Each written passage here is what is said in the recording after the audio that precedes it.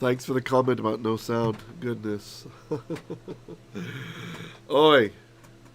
Anyway, you should hear me now. Yeah. Thank you, Sonia. You have to say anachnu lo shomi'im or nachnu lo. Yeah, shomi'im. Yeah, because the Hebrew participle, it doesn't give you the person who's the subject, right? So it could be atem, it could be ani anachnu, right, or nachnu, or it could be hem, right? It could be any of those three. Yeah. So, but still good stab.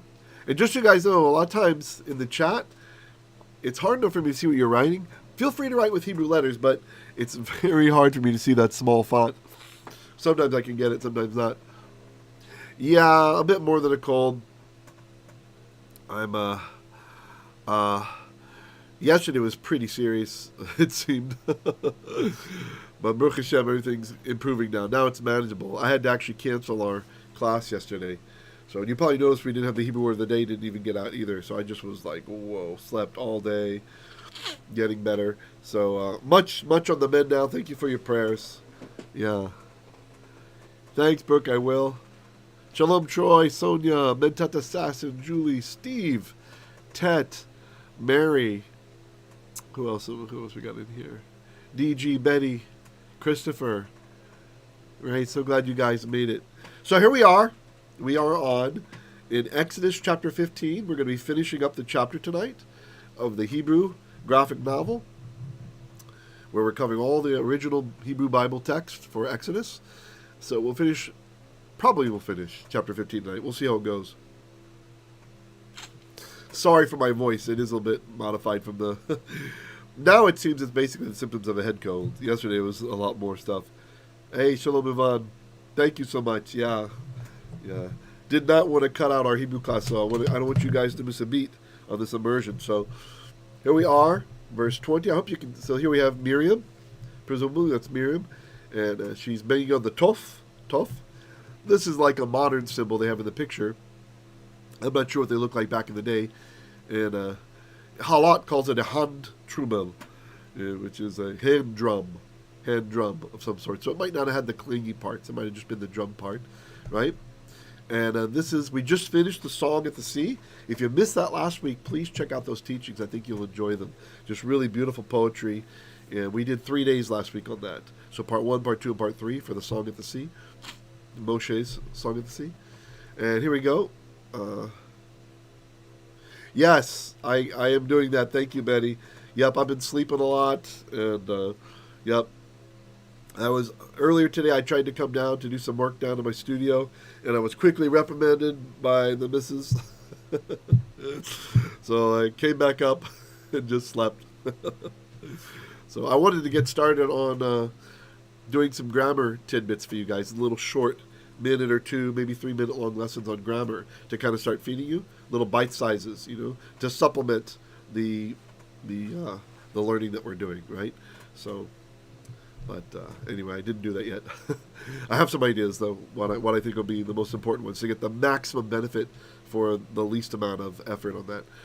Effort on your part, I mean. All right, so verse 20. Oh, actually, let's start with the prayer. We're so grateful to you. That we can study your words. תעזרנה את כל תלמודי ללמוד טוב, תיתן להם זיכרונים טובים אדוני. לכל הדברים האלה אנחנו נברך בזכות ישוע המשיח. Just praying that Hashem would bless our time learning, and that for all of my students he would give you supernatural memories that you'd be able to remember very well. All right, verse 20. Let me know, those of you on cell phones, if this is too small, all right, and we can zoom in. Right now, I kind of wanted to keep as much as possible of the picture in frame, right, for the feeling of what we're reading about. Vatikach Miriam Haneviyah. Okay, so here's our subject, Miriam Haneviyah, then we'll go back to the verb, okay? So Miriam, the Neviyah. So Navi is a prophet, Neviyah is a prophetess, okay? So Tikach, the verb is a little bit hard to recognize. It's lamed, kof, chet. So laqach, to take. In this verb, the lamed oftentimes disappears, and there you can see it. It's inside the kof there. That's where we have a strong dagesh. So the t at the beginning tells you it's either you talking to a man or she talking about a woman, right? And in this case, we see it's she. So vatikach, then Miriam, the prophetess, took. Vatikach Miriam haneviyah. And now we have more about who she is. The subject gets bigger, actually. It's actually all of this. I didn't notice. Sorry. Miriam, the prophetess, achot Aharon. To make sure we don't confuse her with another Miriam, as she is confused in the Quran. The Quran seems to think that Mary, the mother of Yeshua, was the sister of Aaron. So they get their genealogy a little confused there. That's what happens when you kind of have hearsay forming a religion. But so anyway, Miriam, the prophetess, Achot, the sister of Aharon, of Aaron. Oh, and also it even says the daughter of Imram, who was Aaron and Moshe's father. So it's like, wow, off by some eons there. Okay, so she took, when she take et hatof, that's this thing, tof. It's kind of onomatopoetic, tof, right? The sound it makes, tof. And this was an instrument that was used usually by women. So it was a female's instrument. So not exactly like the cymbal today, locking something. I certainly hope it didn't have these little clangers. I know when I used to do praise and worship on saxophone, sometimes some of the congregants would get excited with their cymbals, and I'm very sensitive to treble, and it would just drive me crazy hearing the little the metal parts, right? So I kind of don't think they had those on this. Again, the translation is Handtrommel into the Halat, which is like the premier German Hebrew lexicon, right? So hand drum is what it's called. So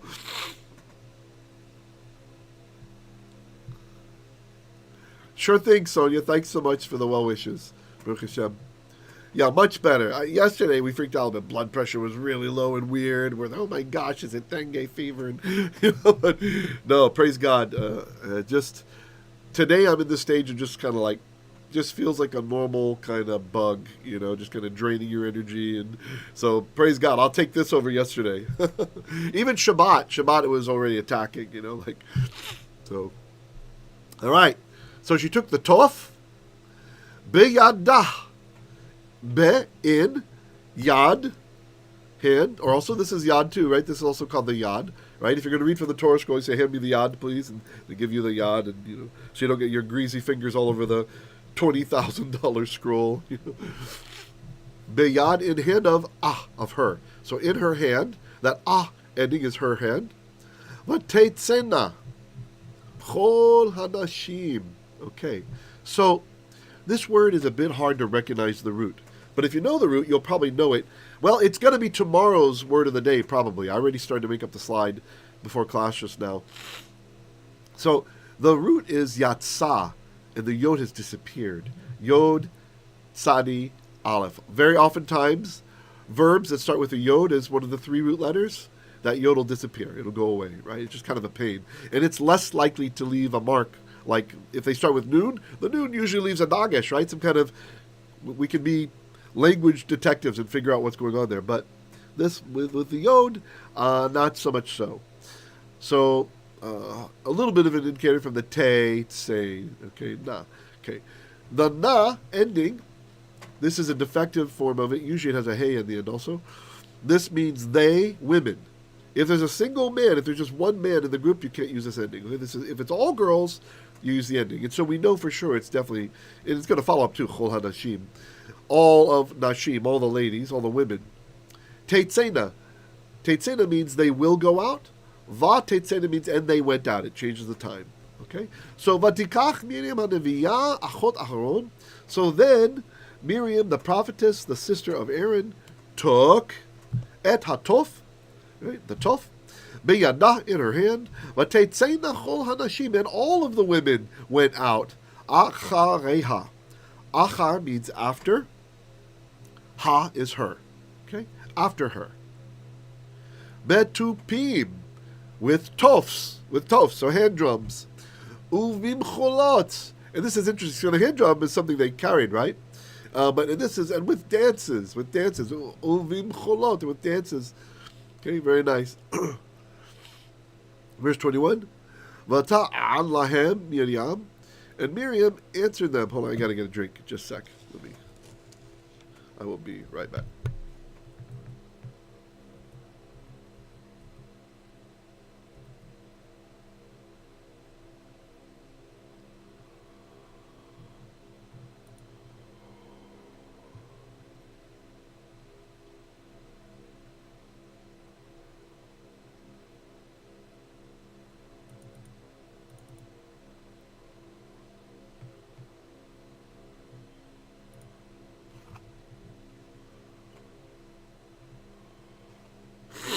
Sorry.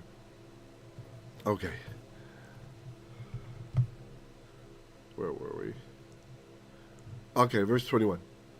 V'ta'an lahem Miriam. This is the verb anna, ayin nun hey, which is to answer. Maybe Christopher, maybe timbrels. Okay, maybe that's right. I'm not exactly sure what that is. It feels right though. The verb is anna, ayin nun hey, and the hey went away, right? To answer. Okay. Although anna can also mean to sing. Sometimes, if it's anna number 4, so it could be to sing. So ta'an, the ta at the beginning is you talking to a man or she, right? So this is going to be she because the subject is Miriam. That's Moshe's sister, Mary. But ta'an lahem Miriam. And Miriam answered them or sang back to them. And here's the quotes. Shiru ladonai ki gaoga. Shiru ladonai ki gaoga. But then it's different. Sus v'rochavo rama vayam. I wasn't playing the previous melody. Okay, so shiru is a command form from shir, which means sing. Shiru, sing ladonai, to Adonai. Ki gaoga. For he, something like, he definitely is majestic. He definitely is on high. So this is what we call infinitive absolute. That's a bit advanced. I'm not going to get into it too much, except to say when you see this pattern of a verb, it's repeating itself, but the second form, it declines like a way you would think. So for example, ga'a is he was majestic with the implication that he still is, right? He is majestic. Then you'll translate the first one as like definitely or indeed or surely, right? Surely he is majestic. Surely he is on high. Something like that. Sus v'rochavo. Now we have the example of it. Sus, horse. V'rochev, and rider of of him. So horse and its rider. Rama, he hurled. Vayam. Be is in. A is the yam, sea. Okay. And please make sure to remember to click like, guys. I would appreciate that very much if you'll click the like. Okay, let's see here. Okay. All right. Next frame. And that's all we get from Miriam's song, right? It might have just been those words only, right? And they went dancing all around. The women only. The women only, we're told in the text, went dancing all around. Very nice. All right. Here we are, verse 22. Vayitsaq Moshe et Israel miyam suf. Okay, so yatsa. This is from the verb nasa, not nasa like we usually say with an aleph to carry, but nasa meaning to pull up tent stakes, which is usually how we express traveling, right, or moving. This is a HIPHIL form, although it's hard to recognize. So, vayitsaq Moshe. So Moshe caused to pull up tent stakes, or caused to move, caused to travel. Et Israel, miyam suf, from the sea of Suf, the sea of reed, the Reed Sea.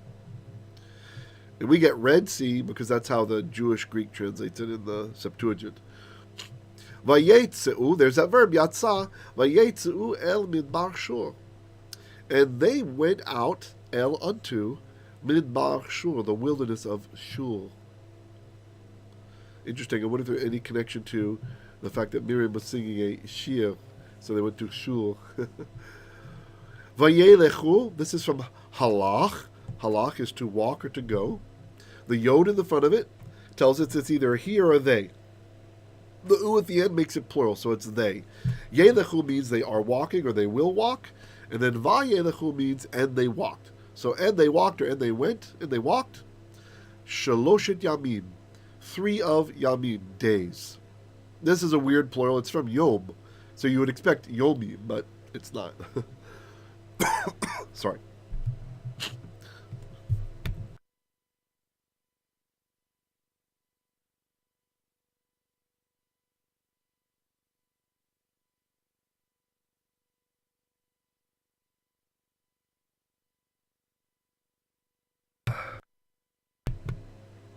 Excuse me. Okay. Ba midbar. B in the midbar, wilderness. Velo matseu mayim. Velo, but lo, not.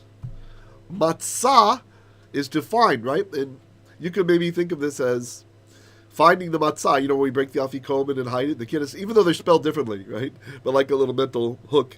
To matsa, the matsa. Matsa et hamatsa. So matsa is to find. U is they. So matseu means they found, but it's velo matseu. But they did not find mayim, water.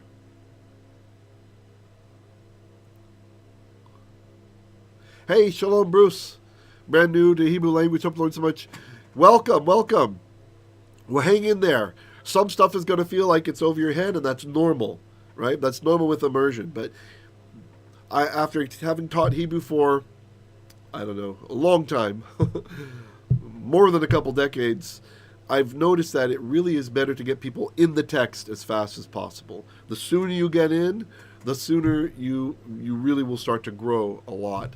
And that's the whole purpose of learning it anyway, right? Is to be in the text. So even if the text is harder than you're ready for, getting in is really, really going to help. It's going to help. And you're gonna start after a month or two of this, you're probably going to start sometimes remembering certain phrases in your mind, and you won't know it. Like you'll hear a Hebrew phrase or something, and you won't remember, what was that?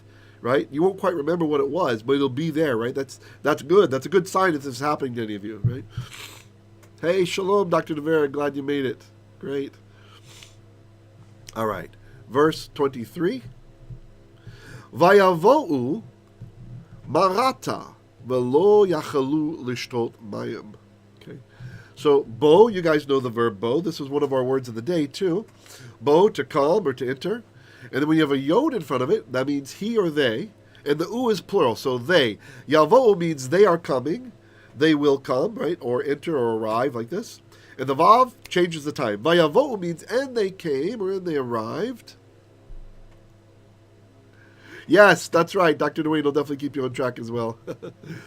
Yeah, that's really great. If you can do Dwayne stuff as well, go through Isaiah with him. And he goes through all the Hebrew. And also he often touches on the Torah portion too. That'll be a big help. Marata. So this is towards this place called Marah or Marath, right? Which the root of it is interesting. You'll see why. Velo, but not yachalu. Yachal means to be able to. Yachal.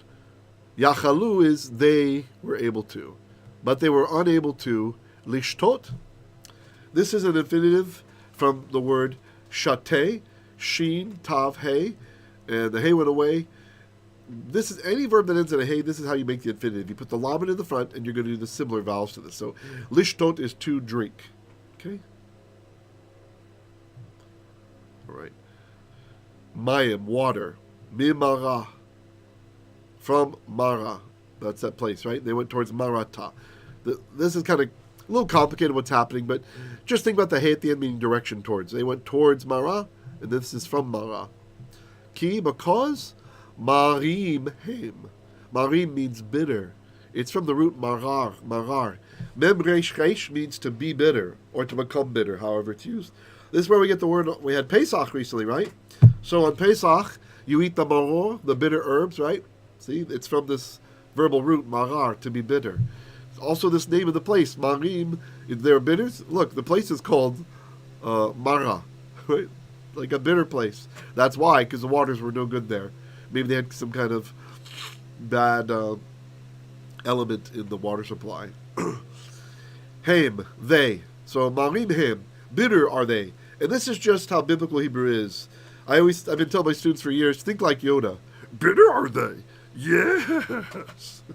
So you make it backwards, like Yoda. If you talk like Yoda, you'll probably get the word order right in Hebrew.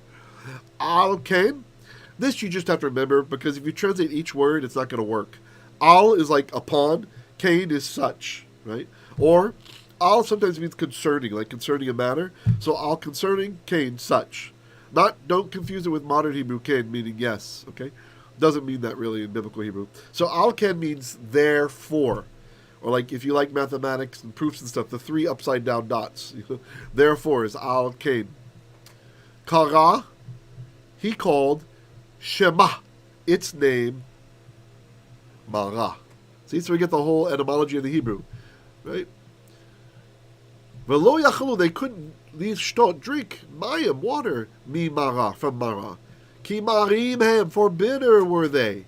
It's plural because mayim is plural, were the waters. Al kain, therefore, kara Shema, therefore he called its name, Marah.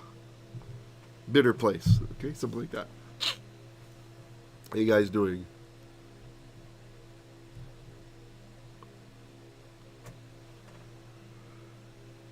Okay. Hey, nice turnout. Please make sure to click like, guys. All right, so now we're going to verse 24.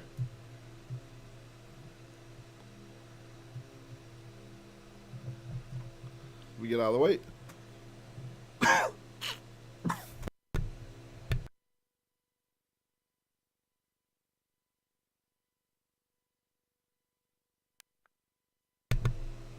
All right, and we're back. Verse 24. Vayilonu ha'am al moshe lemor. Manishtei. Okay. And ha'am, am is people. I believe that was today's word of the day, right? So make sure to learn that. Am, like Am Yisrael, the people of Israel. Or in Esther, when Haman wants to get back at Mordecai, it's not enough just to get back at Mordecai. He wants to find out who his people are so he can punish the entire people, right? So it says he found out the Am Mordecai, the people of Mordecai, that Yehudim him, that they were Yehudim, Jews. Vayilonu ha'am, but the people, they grumbled, al, against, or concerning, Moshe, lemor, saying, Ma nishtei. It almost sounds like Ma nishtana, but it's not. Ma nishtei, what will we drink?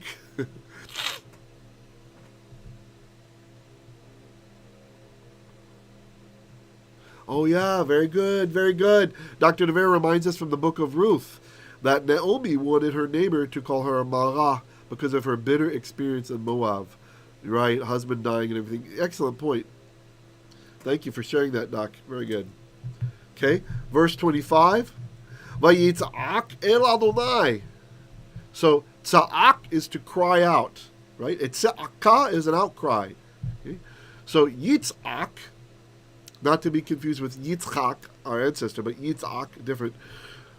The yod tells you it's a he, right? And there's no plural, so it's he. So Yitzhak means he is crying out, or he will cry out.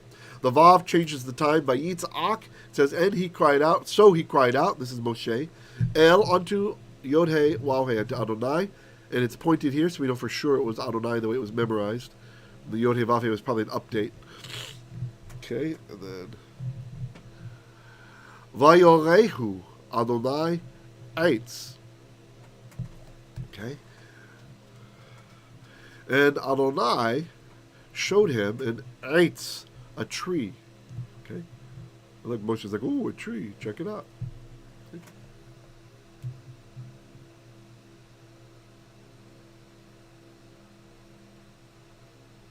All right, let me get out of the way. So here, look, they're doing something with the tree. There's the water. There's water. People are bringing their jugs. Miriam looks surprised. Right?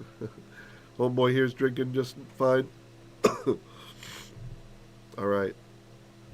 Let's see what it says. Vayashlech el hamayim. Shalach is to cast, right?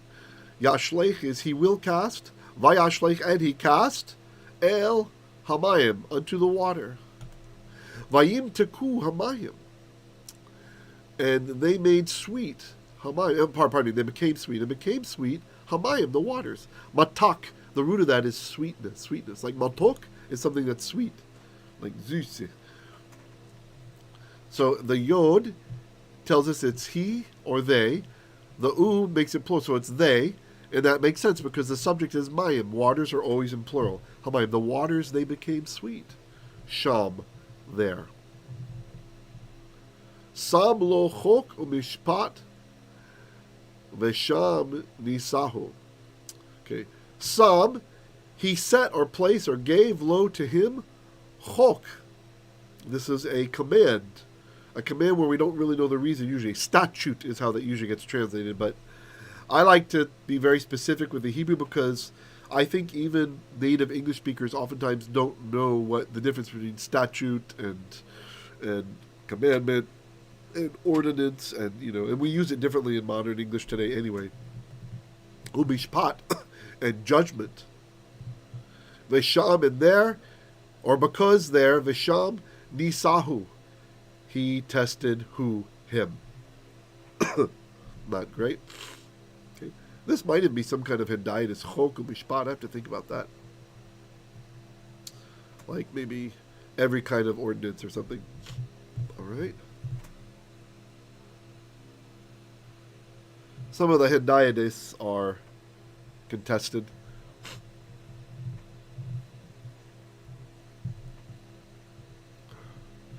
Im shamo'a tishma lakol Adonai Elohecha. If shamo'a tishma, here is that infinitive absolute we talked about before. So it's okay if you don't remember the grammatical term, but what you see is this verb is fully formed, right? We've got a tav there telling us it's you. It's either you or she, but you're going to see it's you, okay? Tishma, you will hear, you will obey, right? So this shamo'a, because it comes before this one, syntactically means indeed. Im shamo'a tishma, if indeed you will obey, right? Just like we have in the Ten Commandments, zachor tizkor, you will definitely remember at Yom HaShabbat, the Sabbath day. In another place we have shamo'a tishmor, you will definitely safeguard, okay? But here it's shamo'a tishma, because that ayin makes it have a little guttles. They like to have an extra sound in there when they can. If you will definitely obey, literally here, okay, lekol. So this is actually an idiom. Shema lekol, to hear to the voice. Also sometimes shema bekol, to hear in the voice. This means obey. That's exactly what it means. So we are fine just to translate, if you definitely will obey, don't say obey the voice, because then you're like overly translating the idiom. You're translating it twice, okay? It's a Hebrew idiom. To hear the voice means to obey, all right? So if you will indeed obey Adonai Elohecha, this is Elohim of Cha, right? Your God. V'hayashar be'einaiv, and make straight. Yashar, straight, like we have the book of Yashar, right? The book of the upright, right? Or the straight and narrow path, right? It's the derech hayashar, right? That HaMashiach talks about. Be'einaiv, be'in, einaiv, it's einayim, eyes, right? Which was one of our words of the day. And then you drop the mem. When you drop the mem from a plural, it means of, right? Just like we had here, Elohim Cha. We drop the mem, it's God of Cha, God of you. But that sounds weird in English. We just say your God.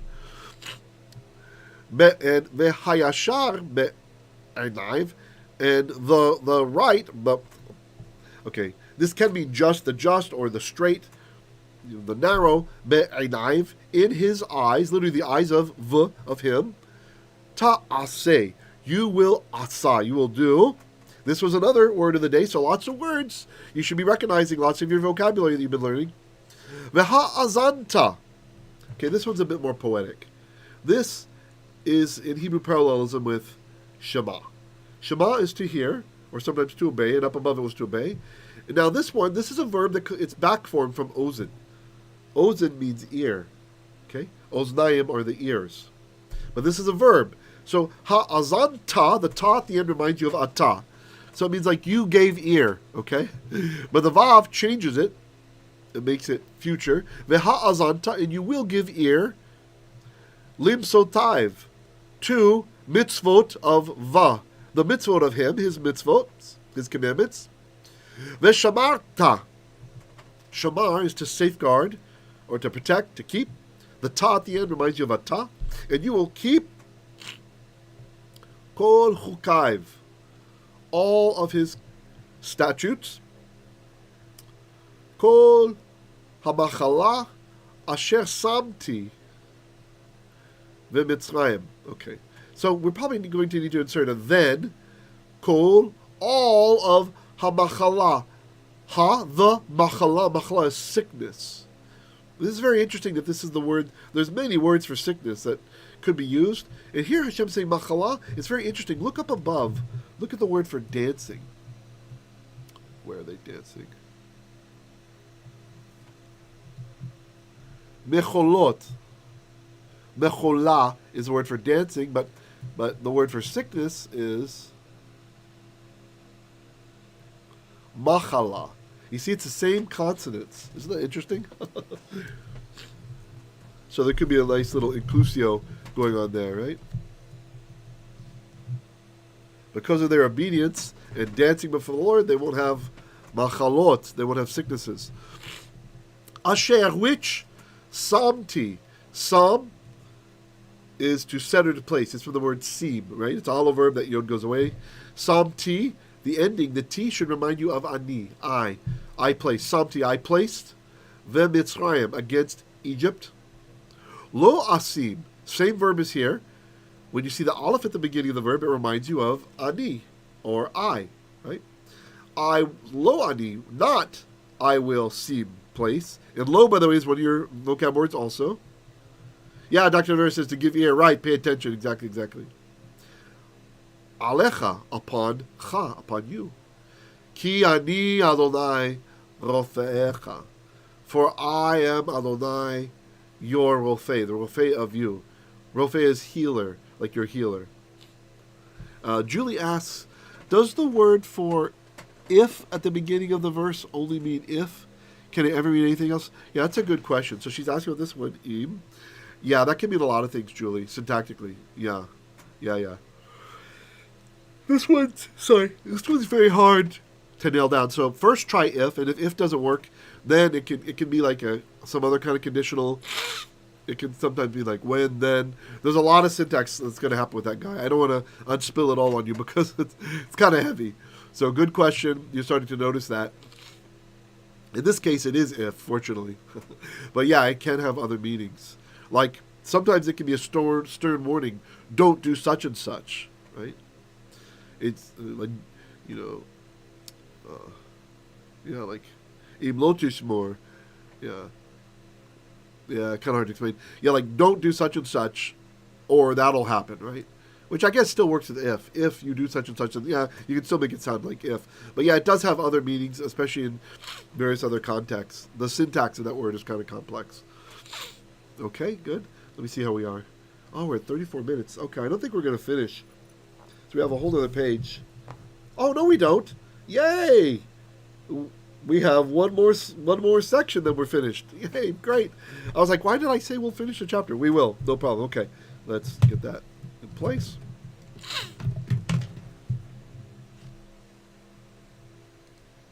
Here we are. See, there's the next chapter. There. But first we have this frame to finish.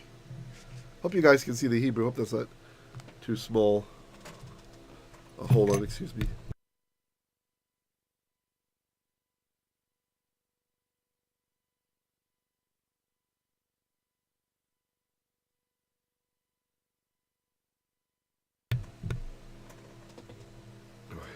Sorry about that.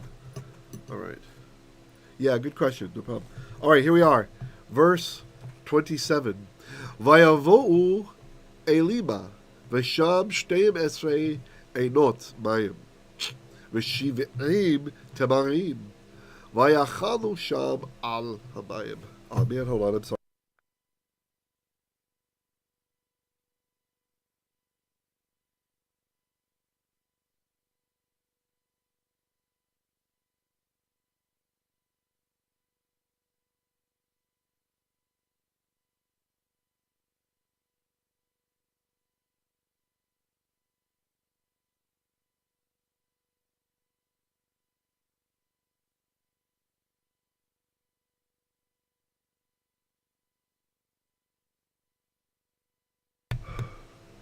Sorry about that. Made it through most of it without these emphatic sneezes.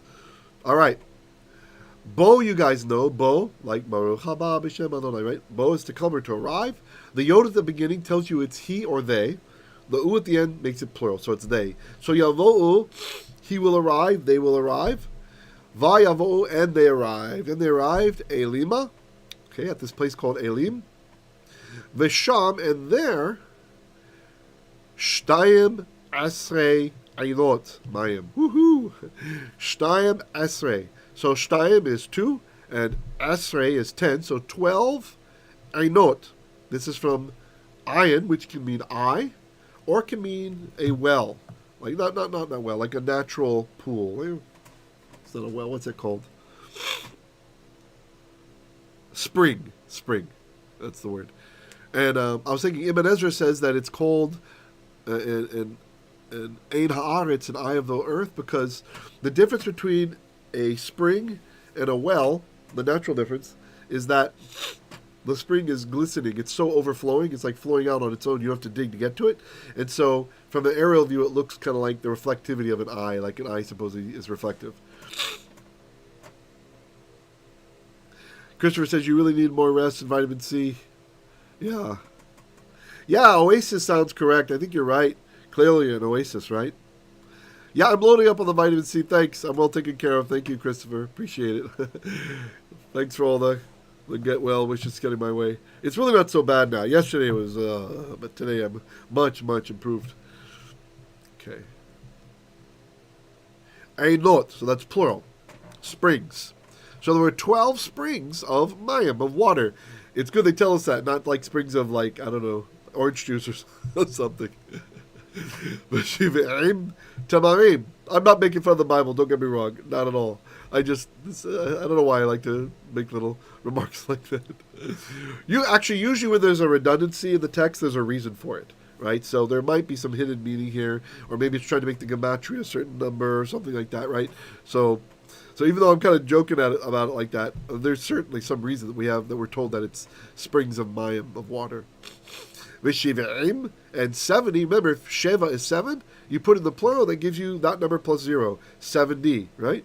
5 is chamesh, 50 is chameshim, 3 is shalosh, 30 is shaloshim, right? Just put that im on there, and you get a free number. You put the 0 in the end, okay? So Sheva is 7, Shiv'im is 70. Tamarim, date palm trees.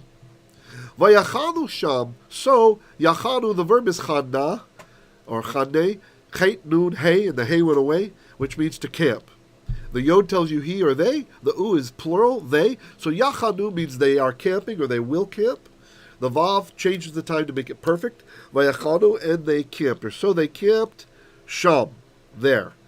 Al, near hamayim, the water. Right? That makes sense. After all that suffering and looking for water, I'm gonna hang out where the water is at, right? Okay, any comments or questions? You guys have anything about the grammar, any of the patterns? Remember, grammar, all that grammar is a way of recognizing and classifying patterns, okay? Grammar is actually often alien to the language, right? A native speaker, a little kid isn't thinking, oh, this is the HIPHIL third person, right? It's fine that we need to and that it helps us. If that helps, that's great. But if any of you are squeamish about grammar or whatever, just keep in mind, we're being language detectives. You don't need to worry about all those paradigms, all that stuff, but you just need to know, for example, when the verb starts with a yod, that's not part of the root. That makes it he or they, right? We got the u, plural, that's they, right? Without that, it would have been he, right? So you're just recognizing the pattern, and that's all that grammarians do. They assemble rules based on the observations of the grammar, okay? So hopefully you're going to be getting some of this intuitively the more we go on, and I'll be pointing out things also as we go. Any other comments or questions? Please make sure to... Oh, great. 17 likes. I like that. Not bad from 43 views, but, yeah, still pretty good. Appreciate it, guys. I think we had lots of people bounced. Okay, well, if you don't have any other comments or questions, then I will let you go. And tomorrow we will pick up with chapter Tet Zion. 9 plus 7 is 16. Julie says, can you suggest any workbook that has exercise for practice? Yeah, I'm sorry. I didn't get back to you on that before you asked about it. And Bruce says, yes, what is the best place to start when learning Hebrew? Any resources or books that would help? So can you read yet, Bruce? Like, can you read the letters?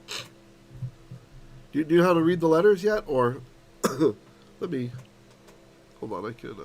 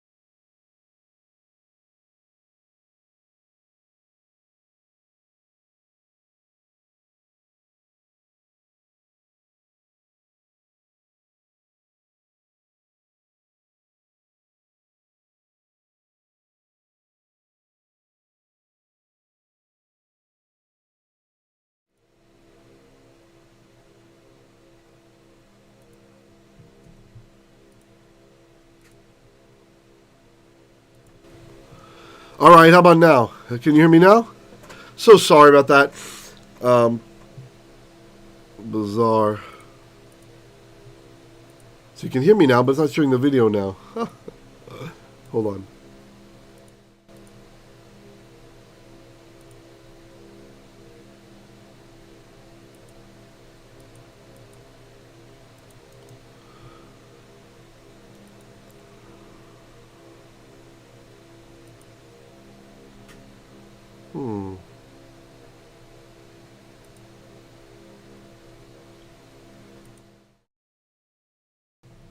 There we go. All right, I'm sorry. So look, do this video first. So if you go to my Hebrew Literacy channel where we are now, go to the playlist Language Snippets. So you see that over there on the right, right? Language Snippets. Okay. And then do this video, Learn to Read the Holy Tongue. This one I'm looking at right here. This will teach you the alphabet. And then do video 02. Rabbi Yirmiyah, Learn to Write the Hebrew Block. Okay, so that'll teach you how to write block script. And then do video number 3. Rabbi Yirmiyah teaches all about vowels. All right, so that should get you up to speed. Sorry about the sound. Yeah, I made this particular scene and I forgot to put the microphone in there. That should get you all up to speed with reading. Okay. All right, Bruce. So good question. And then you can feel free to step through those other various videos to get some grammar information. Okay. Go with the ones that have numbers first. So 3, then look for 4, 05. I don't know why YouTube doesn't organize them by numbers. That seems kind of strange to me that they wouldn't show that, you know, like, let's see. Yeah. So if you do them in order, right, number 4, the power of Yod, that's kind of a cute lesson. That's just a 2-minute lesson, though. The hierarchy of scriptures.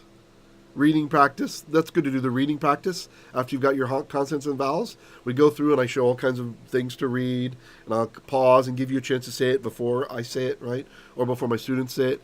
Yeah, sure. Now, Julie's asking about workbooks. So, I know of various workbooks, but I haven't used them with my students. So, usually what we do is, when I have a kind of a live grammar class going on is I give them my own exercises. Or in the past, there is a workbook that there's a grammar book I can recommend, which is very good. The only problem is it was made before computers were being used for assembling these things. It was made in the 50s, although it's been republished since then. So there's a nice textbook. If you can get your hand on a used one, it's a practical grammar for classical Hebrew. This is actually what my rabbi used with me to prepare me for my bar mitzvah, right? So a practical grammar for biblical Hebrew. Oh, I'm sorry, for classical Hebrew by Jacob Weingreen. That's Oxford Press. And the exercises in that book are very nice. It's not a workbook in and of itself, so you have to write the things on your own, right, on the side. But that's very useful. Christopher says, Bruce says Hebrew for the rest of us. For Julie? Yeah, I'm not sure about the rest of us. I didn't like the Greek for the rest of us series. So I don't know if the Hebrew for the rest of us. Have you looked at that yet, Bruce? Do you think that's good? I mean, it might be a different author than the Greek for the rest of us. I'm not poo-pooing because I don't know. I don't know. That's what I'm asking. If you know, then kind of let us know if you think it's good. Yeah.